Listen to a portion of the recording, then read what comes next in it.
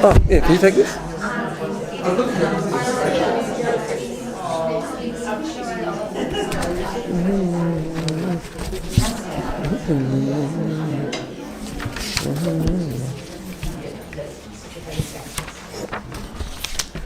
Give me 1 second there.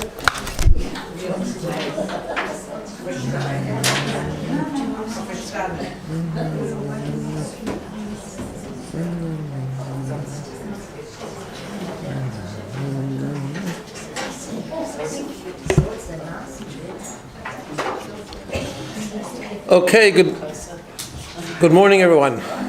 Welcome to part 2.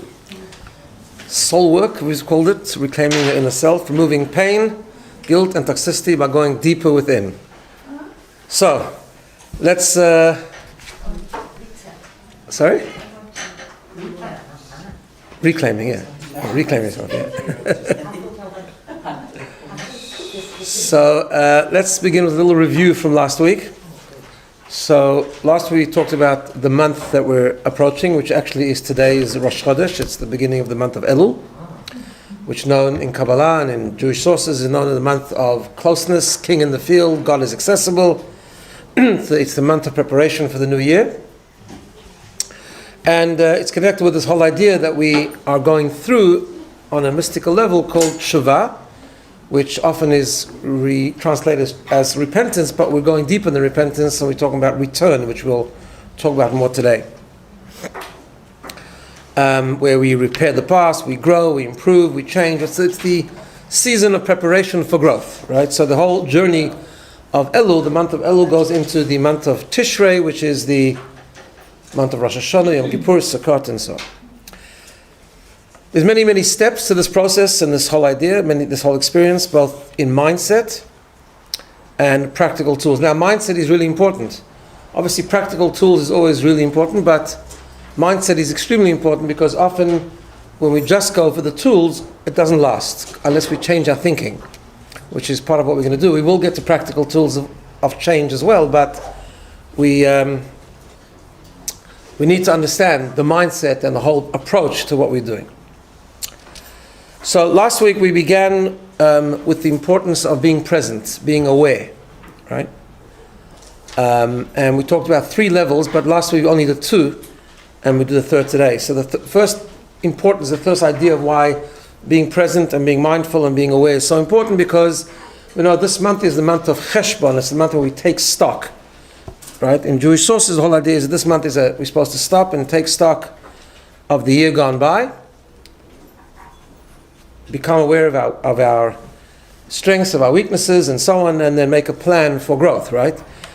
But that cheshbon hanefesh, as we call it, that stock taking, that reflection can only take place when we are aware, right? Because in general, in other words, to be present and to be aware, because otherwise, if we're not aware and we're just going from one thing to another, rushing from one thing to another, our life becomes blurry. When your life becomes blurry, we can't even remember what happened last hour, forget about what happened during the year, right? The second thing which we spoke about at length last week was this whole process of tshuva really requires to be in the present. Why? Because otherwise we get stuck and we get defined by the past and by the future. And really what we need to do is we need to be focused on the now. Now, just to explain that a little bit, because obviously the whole process of tshuva is not just growing, but it's also fixing the past, fixing the things we've perhaps messed up on or failed at. But we can't actually fix the past unless we break from the past. What I mean by that is, if you get stuck in what happened in the past, then you can't fix it, because that's where you're stuck. That's what defines you. That's what inspires you, and therefore you can't really get out of it. You have to actually focus on the now to be able to learn from the past and fix it. Right? So when we focus on the present, the power of that is, as I explained last week at length, is we understand every day, every moment is fresh, right? That this is the gift of tshuva, that God really doesn't mind. He wants you to learn and to fix the past, but right now it gives you the full, fresh opportunity each day. Each day is a new day. Each day is a time that we can live with purpose and meaning, and therefore our approach always has to be, when we wake up in the morning, it's not, what did I do wrong yesterday? Who did I get angry with yesterday? What problem happened yesterday? And so on and so forth. but it's about what is my purpose today. Now that purpose today might include learning from the past and making amends and improving and so on, but it really requires a very, very strong focus and presence in the now, which we spoke about also. This requires letting go of ego, because really when we get stuck in the past, it's always about us. In other words, if I can't do something that I'm supposed to do today, right? I think we gave this example last week, like whether it's something spiritual like prayer or study or something that's relationship based or kindness based or just living based, right? And it's an important thing, it's part of our values. And sometimes we find it hard to do today because I'm still ruminating about what happened yesterday. I'm still ruminating about what someone said to me or what I said to someone. I shouldn't have said that, why did I put my foot in my mouth?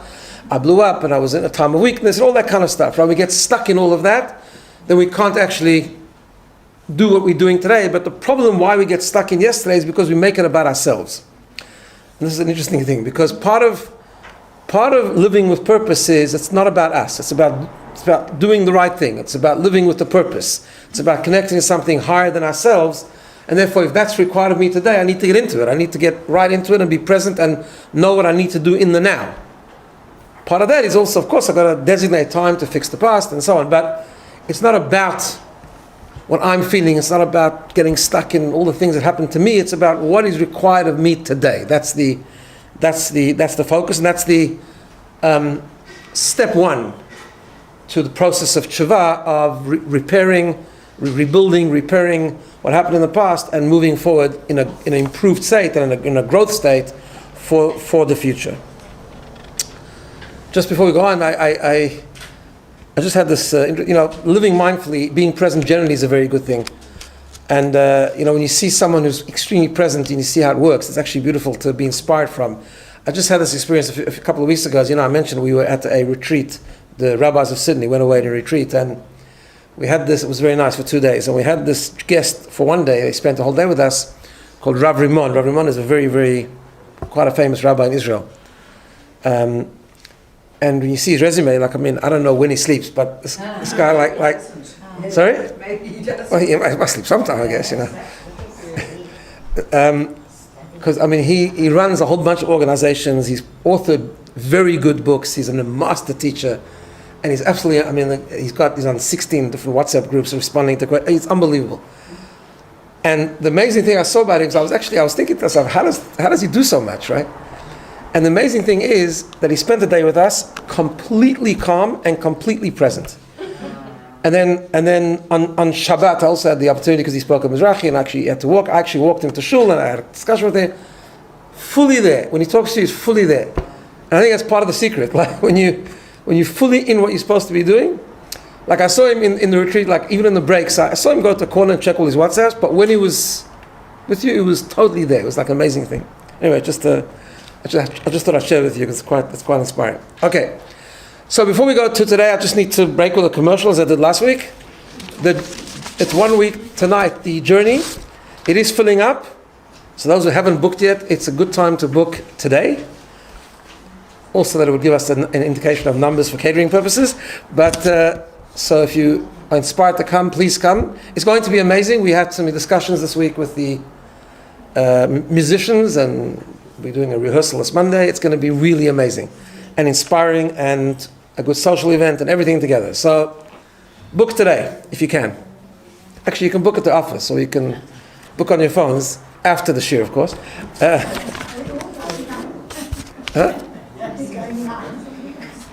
If you think you're going to forget unless you book now, you can do it now. All right. Talk about being present, right? Okay. So today what I want to do is take this idea of being present or being aware. Being aware also means being aware of what's happening within ourselves and who we are and so on and so forth. I want to take it to one deeper level, which is a critical part of the whole journey of what we call tshuva. Right? A deeper level of presence, a deeper level of awareness, a deeper level of being in the now.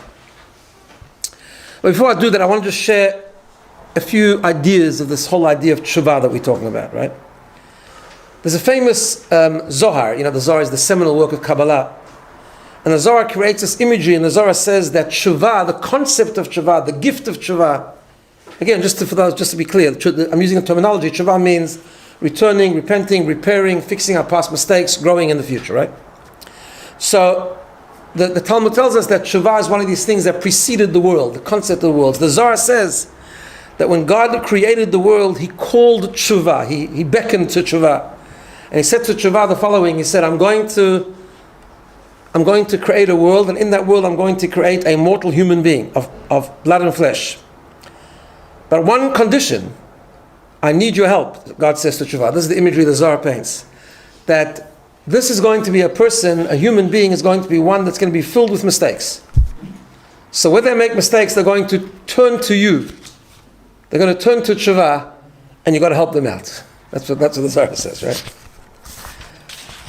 In other words, tshuva is a gift that God gave us, which is inbuilt into the design of creation. I think we've touched on this before, but the Talmud says that this world was created with the letter Hey. On your handout, I've actually put the letter Hey. It's important to understand the shape of the letter on the first page, right? Why the letter Hey? Because letter Hey has three sides, right? The top one, the right hand stick, and then there's that left hand stick with a gap, right? You see that, right? And the bottom is empty. Why was this world created with the letter Hey? Because God created this world with the potential to drop out, to fail. That bottom is falling out, right? But he did that on purpose, intentionally. The human being is designed, not like angels. The human being is designed to fail.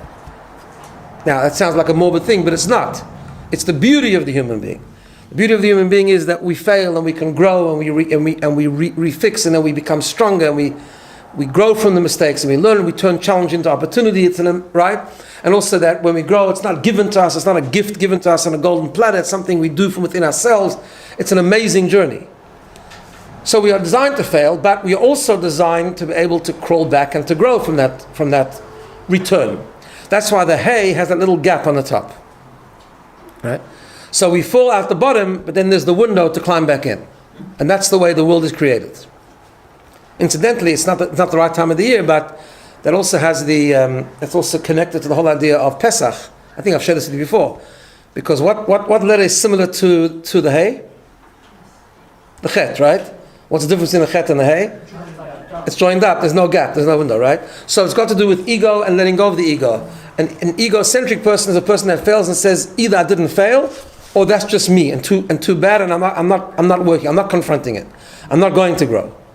Right? So the chet represents ego. That's why in Pesach we're not allowed to eat chametz. Chametz starts with the chet. Chametz and matzah is the same letters except for the chet and the hay. You know that, right? It's mem and tzadik is the same. Chametz and matzah are the same letters except there's a chet by chametz and the hay by the matzah. And we say on Pesach, chametz is a terrible thing and matzah is a mitzvah, right? Why? Because chametz represents the self. I'm stuck in myself. Stuck in myself, you don't grow. You don't acknowledge your mistakes. You don't learn from your past. You don't return, right? That's the chet, and that's why it rises. That represents ego, and that's why it's forbidden on Pesach. Whereas what is a mitzvah on Pesach is the idea of matzah, because matzah has the hay, and the hay is this idea of letting go of the ego and saying it's just not about me. I'm designed to make mistakes, and that's fine. It means I'm normal, and now I can acknowledge them, take responsibility for them, confront them, and repair and rebuild. Right? So that's the idea of the hay, and that's why the Talmud says that the world was created with a hay, the letter hay. You know, when God created the world with letters, the primary letter of the way God created the world is the letter hay. Right. However, in order to do that, there's a process, right? And this is what we're going through now. What's the process of change? What's the process of tshuva, if we do it properly, to make it effective, right? So the first part of the process is to stop. As I said last week, a whole year we're on a treadmill. We're doing, and so we should. But there comes a time that if we really want to shift, we have to first stop. We have to get off the treadmill, and we have to become present, and we have to take stock and go through a process. And that first part of the process is actually thinking about, reflecting about our values, reflecting about, are we living our values, reflecting about, are we living as good human beings, are we living as spiritual human beings, are we living as godly human beings, What is it that we've done well? What is it that we need to improve on? What is it that we need to confront and resolve, and so on and so forth, right? But it's a period of recalibration, it's a period of reset, and this is the period of the year. This is known as the month of stock taking. So Elul, the month of Elul, which begins today, is that month that we go through that process of an inventory. And I've said many times, inventory doesn't just mean that we beat ourselves up and we think about all the bad things we've done. We also think about the good things that we've done, right? We all have done amazingly good things over the past year. We've succeeded in many things on our value system as well. But there are things that we haven't. There are things that we've made mistakes because we're human beings. And we have to go through all of that. And then we come to the period of Rosh Hashanah Yom Kippur, where we actually go through the tshuva, which I'm going to explain in a minute. Interesting, it's not just this part of the month. It's interesting that we have little times throughout the year where we're supposed to also just stop and reflect. Shabbat, for example, is one of them. In a sort of a mini way. There's an interesting medrash. The medrash says it tells the story of Cain and Abel, right? When Cain murdered his brother Abel, and it says that God called him and God punished him, and it was going to be very severe. But then Cain was punished, but he recognized his mistake and he acknowledged it, and he owned up for it, and he took responsibility for it, and the anger of God was very, very much subsided, and Cain was very happy. So it says that Cain left the court, the heavenly court, so to speak, and he was walking around, and he was in a better mood, and he met his father, Adam. And Adam says to him, "You look like you're okay. What's going on?" He said, "There's tshuva. I've been forgiven. I've confronted, I've acknowledged, I've gone through the process, and there is forgiveness. There's a way to be forgiven, there's a way to reconnect." And Adam was very, very happy, and he composed one of the chapters in Psalms, Tehillim. Tehillim primarily was composed by King David, but we know that Tehillim also contains chapters and verses that were composed by other people. One of them is Adam. Which Tehillim, which chapter did he compose? The one about Shabbat, the one we say on a Friday night. We say, Mizmor Shir Yom HaShabbat. Interesting, Shabbat, we're doing a bit of crash course Hebrew today, right? So Shabbat is the letters of Shin, Bet, Taf. The same letters as Tashev, the word Tshuva. Same letters. That's why Shabbat is also a form of Tshuva. Not the same as Rosh Hashanah Yom Kippur, but it's the idea of Tshuva. In other words, the idea of stopping, reconnecting, reflecting, not doing, right? That's why people always say that Shabbat is the world of being, where during the week it's the world of doing, right? Because the world of doing is an important world. That's why we're here. We're supposed to be doing in the right way, of course. But we're supposed to be doing, we're supposed to be busy, we're supposed to get on with it, we're supposed to do lots of things, we're supposed to live a healthy life, live a responsible life, do mitzvot, help people, be kind. There's so many things we're supposed to be doing, but there does come a time when we've got to stop. So Shabbat is one of those times during the year. But then on a bigger scale, on a yearly scale, it's the month of Elul. This month, the preparation for Rosh Hashanah.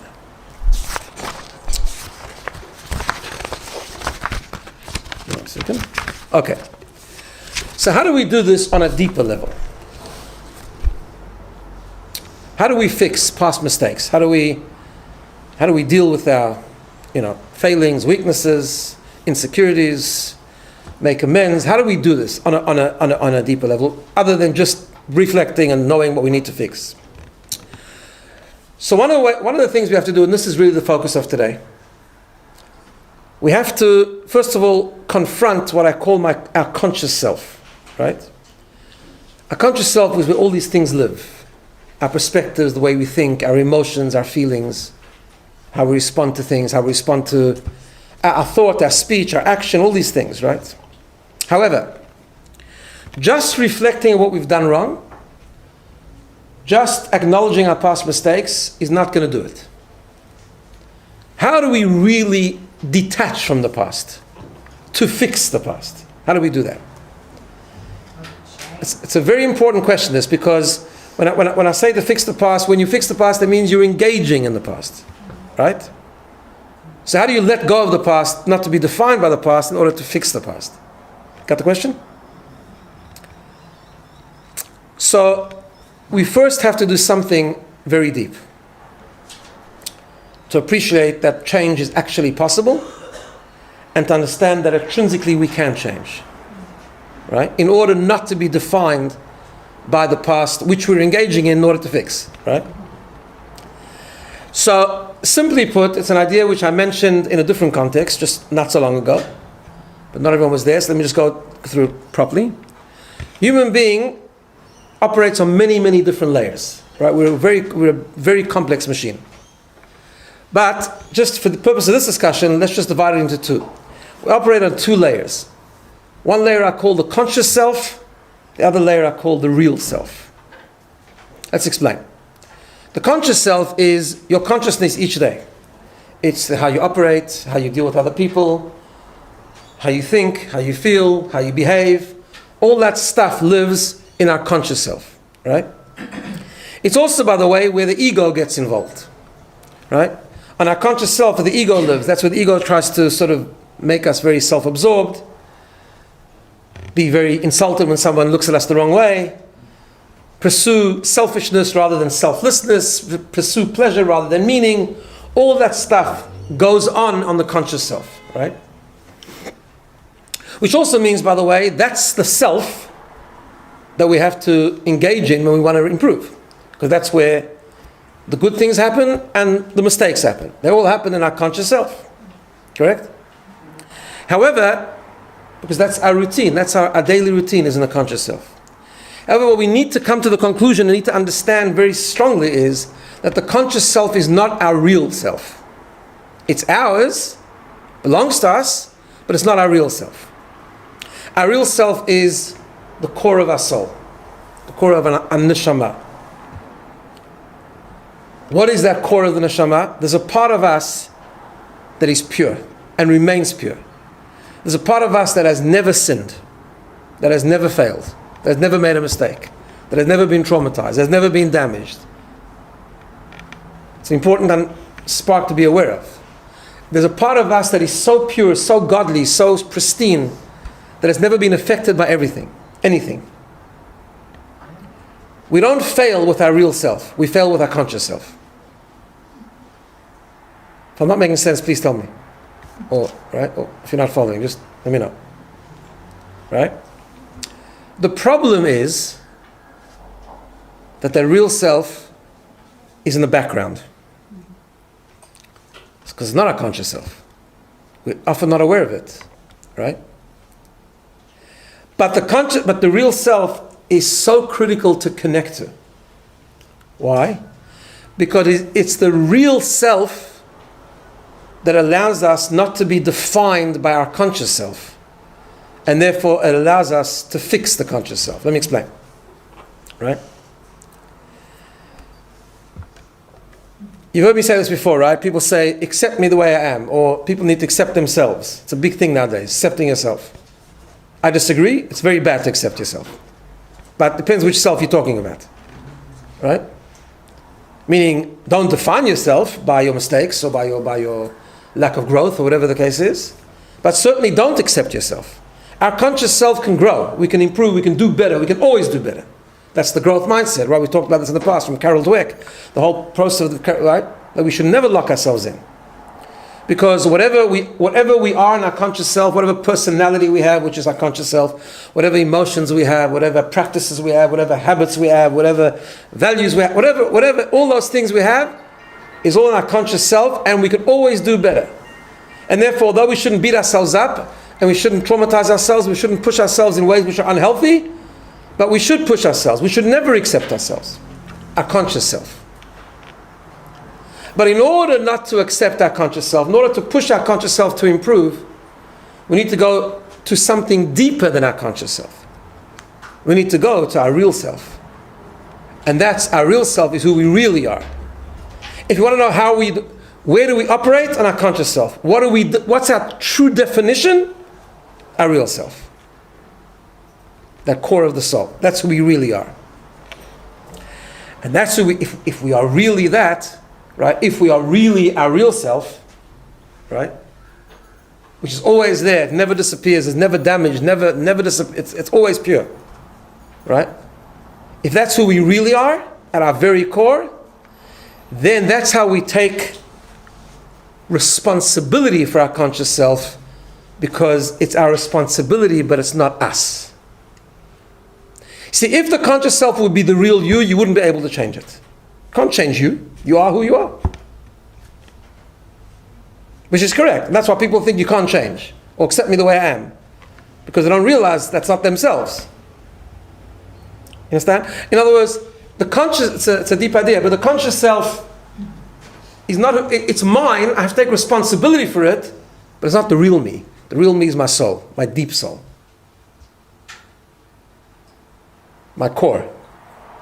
That part of me that is always pure. That doesn't let me off the hook. Sorry? So if your conscious self is the operation, like what you do, right, and then your real self is who you really are, does this process allow us to at some point operate with our real self? Yeah, so I'll explain how that happens. Okay. Yeah, explain how that happens. Yeah. That's how the whole, that's it, the way I'm explaining it now is actually to understand the whole process of Elul, Rosh Hashanah, Yom Kippur, and Sukkot. It's one journey and it's a beautiful idea, but you'll see how we get there, right? Okay. But I first want everyone to understand that we have to somehow get to our real self once in a while. I think it's process.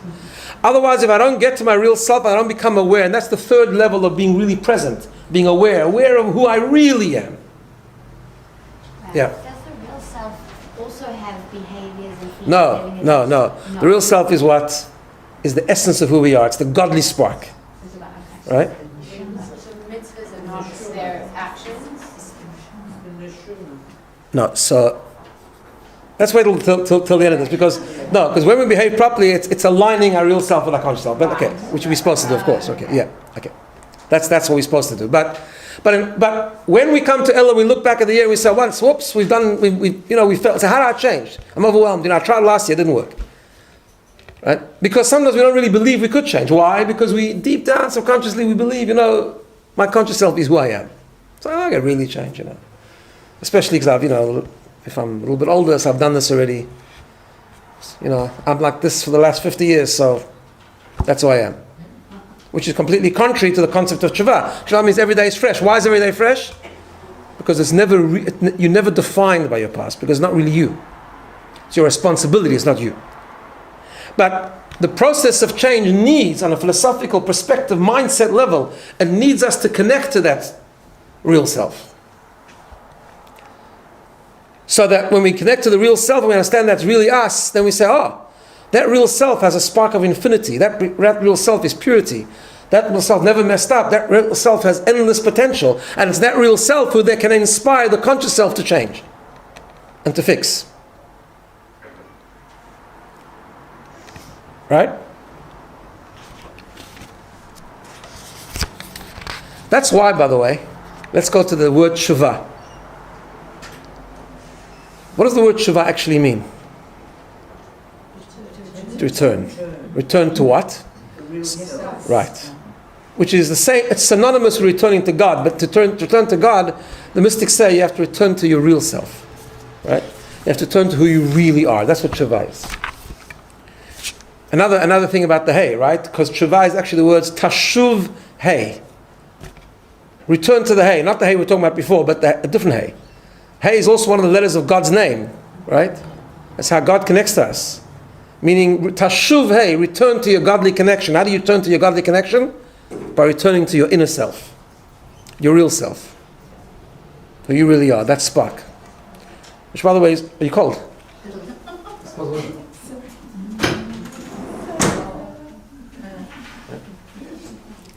Right, so it's returning to who you really, really are. Tashuv hey. Interesting, when the famous biblical story when God told Abraham to leave the land of Canaan and to go to Israel, right? That was the first journey of Jewishness. He told him, Lech lecha, right? Go to a land, and go to the Israel. Go to the land that I will show you, which ultimately was the land of Canaan, which is the land of Israel, right? So the wording is very interesting there. Lech lecha. Lech lecha literally translated means go to you. Lecha means you, right? And there's many explanations of this, but one of the explanations that they talk about is they say that that's exactly the point. Go to your inner self. Lech lecha. Go to your real self, your godly self, your spark, your purity, your pristineness. Okay? Now, let me explain to you in this whole journey when we do that. When is the moment that we're supposed to do that? In this whole process, right? And then I'll explain to you why we have a whole month to get there. When we do that, mystically, the moment that symbolizes this concept is Rosh Hashanah. Why? Rosh Hashanah is the shofar. Now it's very interesting. Rosh Hashanah, if you look in the prayers of Rosh Hashanah, right, you'll see that it's a day of tshuva, but we don't do much repentance on Rosh Hashanah. It's interesting. Yom Kippur is the day we do that, right?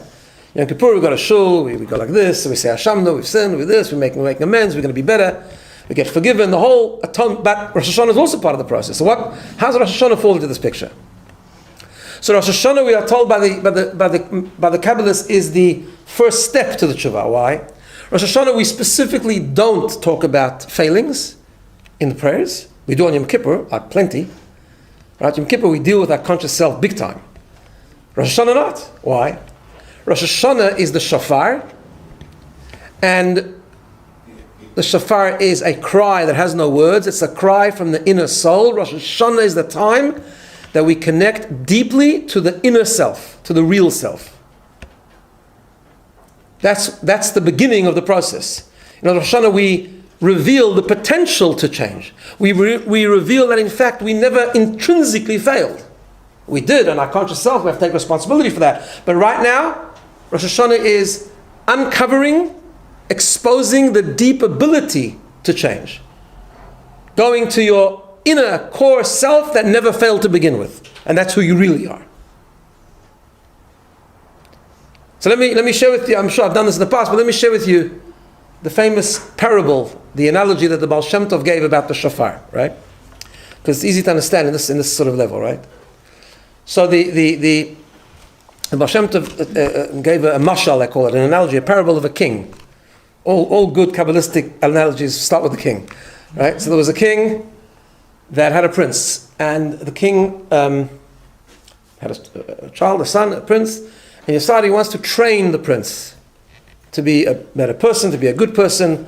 And how's he going to do that? He can't just leave him in the palace the whole time, insulated, protected in the cocoon of the royalty and so on. He's going to have to send him out to the big wide world. So he gave him some money, he gave him resources, and he sent him go for a couple of years and engage with the big wide world out there. So he does, and he messes up.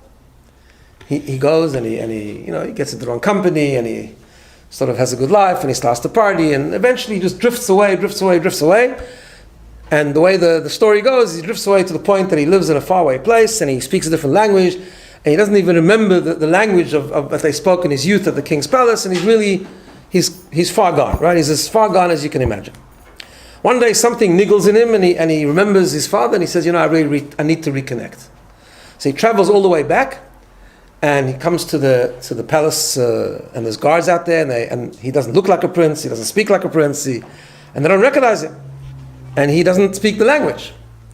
So he's motioning, he's gesturing, and they think he's a meshuggah. They're about to lock him up, right? So and he doesn't know what to do. It's like he really has this yearning to reconnect with his father, the king, and he can't. So he starts to cry.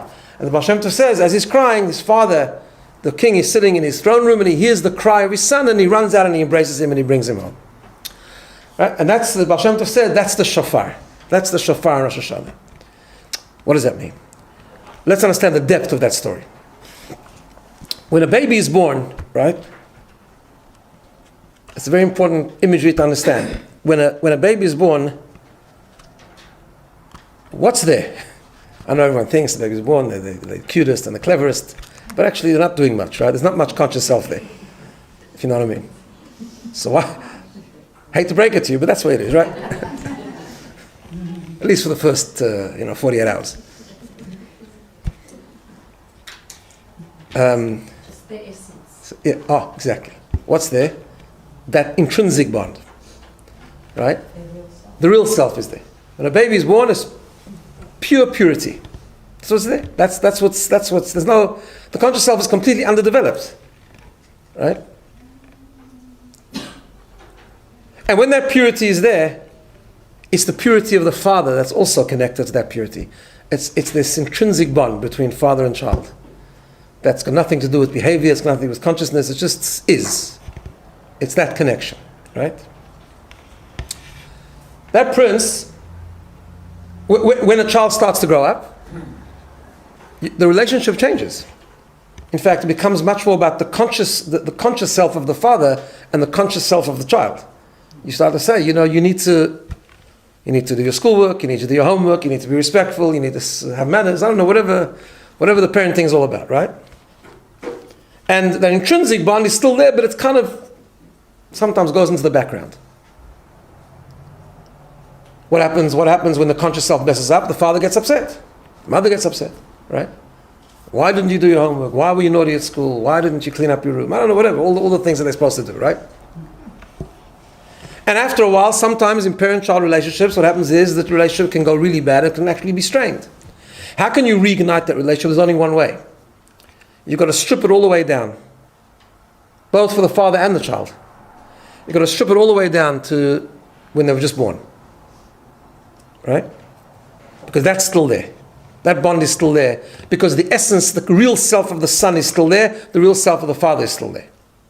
Just faded into the background, so it's not operating.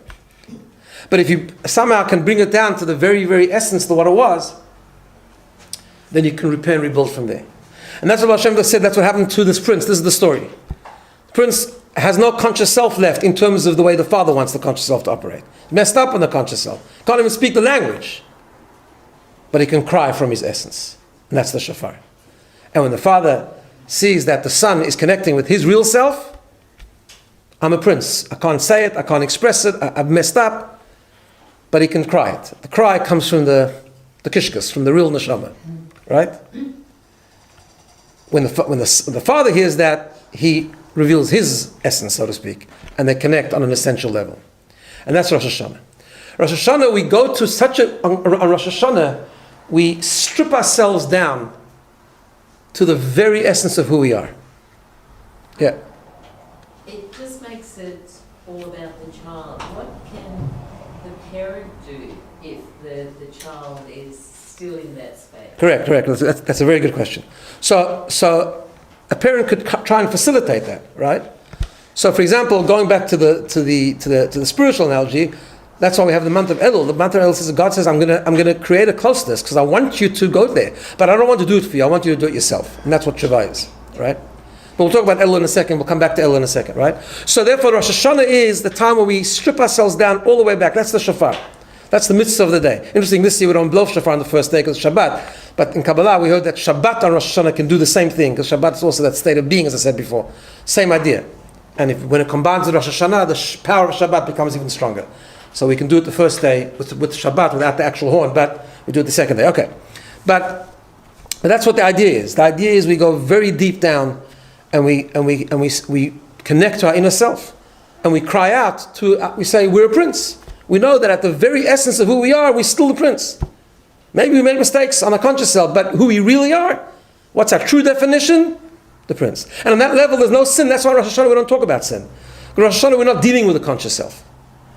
On Rosh Hashanah we're dealing with the real self. Is that clear? And by the way, God reciprocates. He says, okay, if you're ready to start from your real self, I'm starting with my real self. My real self, I always love you. I'm always happy with you. Unconditionally.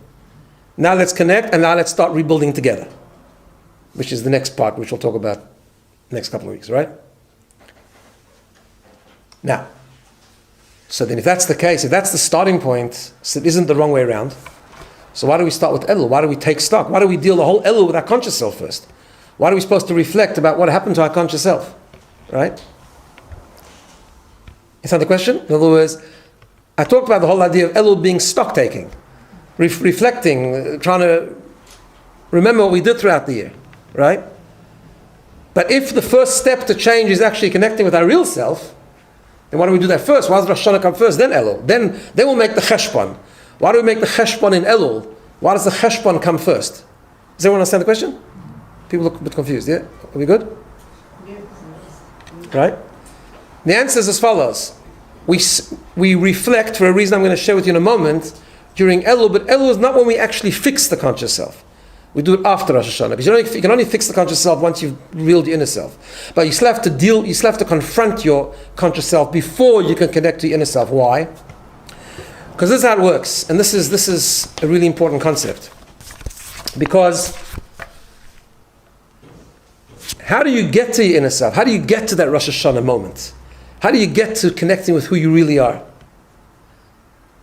Why do I ask that question? Because there's a problem. Our conscious self is standing in the way, especially if we've made mistakes. How do we bypass the conscious self and really get to the inner self? How do we do that? And the answer is, there's a concept in Kabbalah called that from yesh to yesh ayin be'emsa, which means when you want to transition from one thing to another, you have to have nothingness in between. If you plant a seed in the tree, it won't grow unless the seed decomposes. Then it will grow into something completely new, right? Nothingness.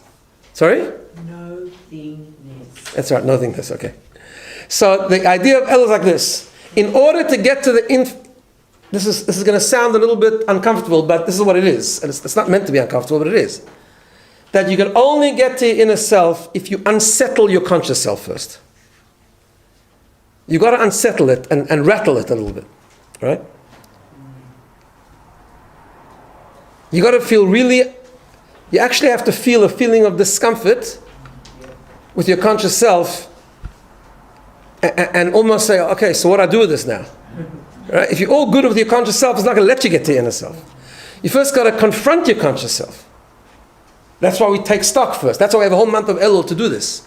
We reflect, we think about, okay, so what are the good things this year, but where have I messed up? And I have messed up in some things. And we start to feel a bit uncomfortable with those mistakes, and that's fine. It's not guilt. We're going to talk about guilt and healthy guilt next week more, but it's about feeling uncomfortable, and that's okay. Because what that process is not fixing the conscious self, it's just rattling the conscious self. It's unsettling the conscious self. It's not, your conscious self is not so perfect. And that's okay, that's part of the cheshbon. Now, we don't do that a whole year round, because the whole year round we just have to get on with the job. Right? Because if we no, I'm saying that's a formula for life in general. If the people who obsess the whole day about the mistakes they've made are very unhealthy people. Right? And they don't ever get anything done. And that's... So Rabbi, how do you get to that real self? By asking questions? Like, how do you rattle it? So how do you rattle your conscious self? Yeah, so actually it's supposed to be a real thing. We actually have to sit down, and sometimes you with the pen and paper even dedicate time during Elul to think about where we're up to in different areas, where we're up to in terms of our relationships, where we're up to in terms of our spirituality, where we're actually in terms of our inner values, the way we talk, the way we act, the way we behave, and That's reflection. That's what's called cheshbon, stock taking. But actually it's not something you can just talk. You actually have to do it. Like, it's a real exercise. You actually have to do it, and it's not easy, by the way. It's actually not easy. Most of us don't do this, especially nowadays, because we're always running. Who has time to think about themselves, right? But I say, like I'm saying, obsessively is a bad thing anyway. But it's supposed to do it. We have designated time, especially during this time. And the result, why don't we do it? Also afraid to do it, because it's confronting. It's really confronting. When you think about, okay, where am I up to? Like in my growth. I don't do this. I've never been comfortable doing this. But am I right? Like, is this true? Maybe I could do better. So you start to rattle your conscious self. By the time you finish rattling your conscious self and you're feeling really uncomfortable with your conscious self, so where do you turn to? You've now opened the door to your real self. So Rosh Hashanah, if I can just put it in the imagery, right? Rosh Hashanah is the cry coming from the real self that has exploded because you've rattled your conscious self. You got it? That's what Elul is. Elul is a time to rattle your conscious self. Not to fix it, because you can't fix it until you connect to your inner self. Once we've done it on Rosh Hashanah, then we have the formula of the 10 days of Tshuva and Yom Kippur to work on our conscious self, right? To repair our conscious self. But Elul is not so much about repairing our conscious self. Yes, of course, we're supposed to be better in Elul, and Elul is just like a time of closeness. So on a general level, we have to make more of an effort during the month of Elul just to do good things. True, but as preparation for the new year. But that's not the mission. The mission of Elul is not to fix the conscious self. It's to grow the conscious. It's to rattle the conscious self. And sometimes that's uncomfortable, right? But of course, we have to be very careful, because some people have a tendency, as soon as they start confronting their conscious self, they fall into unhealthy guilt, as opposed to healthy guilt, which we'll talk about next week in more detail, because it's really important to get the difference on a deeper level, right? Also, some people fall into a trap. Once they start confronting themselves, they become sad. depressed, right? For some of us, our conscious self has a lot of problems, which is it's normal, but we start to say, well, the whole point is not to do that. The whole point is to be able to, Elul should be a time of joy, actually. It's a time of closeness. As we said, God is in the field, He's waiting for us, He's loving us, He's saying, come with me on this journey, right? So, we'll talk about next week how we don't do that, how we make sure to stay with only healthy discomfort as opposed to unhealthy guilt, and also how to be confronting with ourselves and feeling uncomfortable at the same time be besimcha, be actually go through a process with extreme happiness, which is a critical component of Jewish experience. It says we have to serve God with joy. It doesn't say serve God with joy only on certain days. It says you've got to serve God with joy always. Meaning even when you're in a period of real confrontation with yourself, you still have to be joyous. And how we do that, we'll talk about next week. But what I wanted to do today is just understand that deepest level of tshuva, which begins on Rosh Hashanah, which is that connection with the real self, the self that has never erred, that has never messed up, that has never been corrupted and never been damaged, in order to know that's who we really are, so now we can take responsibility for our conscious self and improve it. But how do you get there? You get there through the Elul process of rattling the conscious self, so it opens the door to connect to your real self. So let's try and internalize this. We're going to go through a little bit of meditation to talk about the inner self a bit. We're really going to do Rosh Hashanah, but at least now we can internalize it just a little bit. So just make yourself comfortable a little bit, as much as you can on these hard chairs. Just when you're comfortable, just sort of become aware, just think about where you are. Close your eyes, if that makes it easier to remove distractions. And as we always do, just turn your attention to your breathing. Just take notice of your rhythm of your breath, the in, the out, the inhaling, the exhaling, and just focus for a couple of seconds.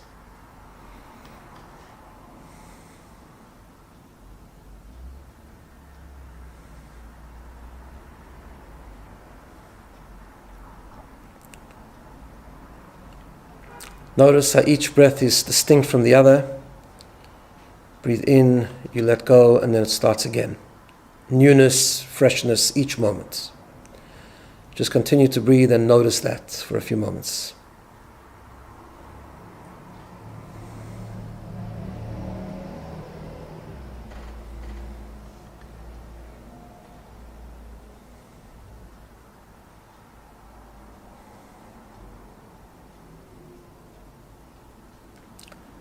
The word for breath is neshima in Hebrew. Same letters as neshama, the soul. As you continue to breathe, just think of each breath as an expression of the neshama. Each breath is life. Our life is our soul and neshama.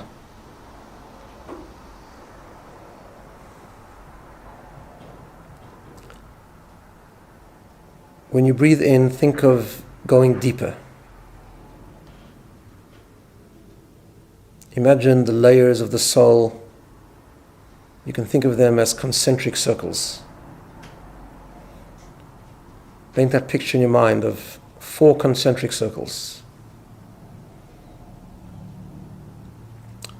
The outer layer is your behavior, what you do. Stop for a moment and just think about some of the things you do.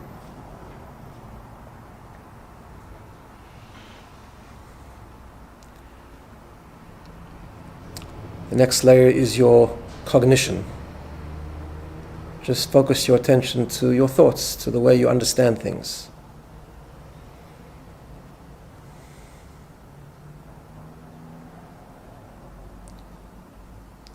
Go deeper into that big circle, to the 3rd concentric circle, your emotions, your feelings.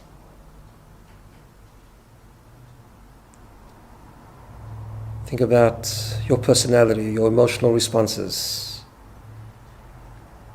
Imagine kindness, the feeling of kindness, the feeling of anxiousness.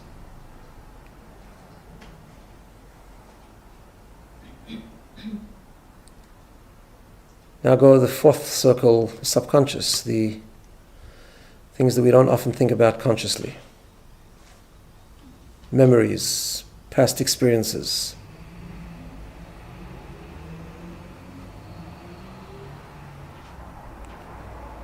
All of that is part of your conscious self. Now think of a small dot in the middle of that whole concentric circle imagery. That's your spark, your purity, your pristineness, your neshama, your essence, the you, the real you. Just for a few moments, keep focusing on your breath, breathe deeply and try to imagine going very deep, past the conscious layers, all the way to that spark, the real you.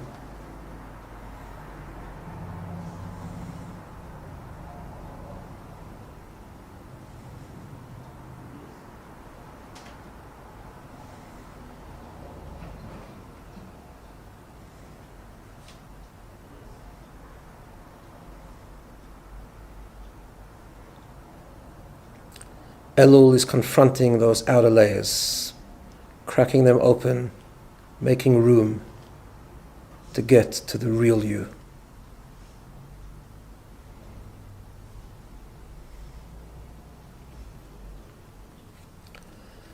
So hang on to that imagery, come back to where you are, and carry that thought through Elul. Elul is when we think of those 4 layers: behavior, cognition, emotion, subconscious. Confront them, open those walls, create cracks. To Rosh Hashanah we get to who we really are with the shofar. That's today's thought. And as I said, next week we'll talk about how we do that, how we confront those layers, having healthy guilt and joy at the same time. Talking about the journey, we're going to encapsulate this whole journey into a musical, beautiful experience next Thursday night. Don't forget to book. You can book now. And see you next week. Have a wonderful week. Thank you.